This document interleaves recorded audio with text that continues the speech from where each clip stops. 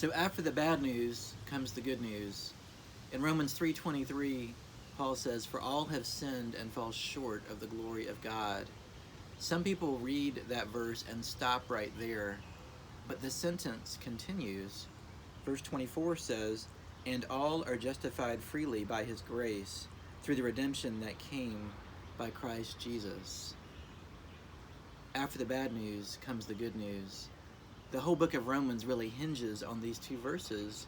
For the first 3 chapters, Paul has developed this whole idea of universal human fallenness, brokenness. All of us fall short.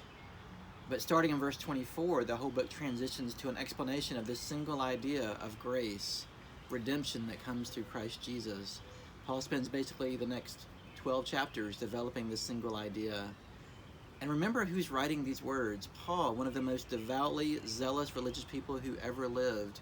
If there was anyone who could have earned their way to God through being a good religious person, it would have been Paul.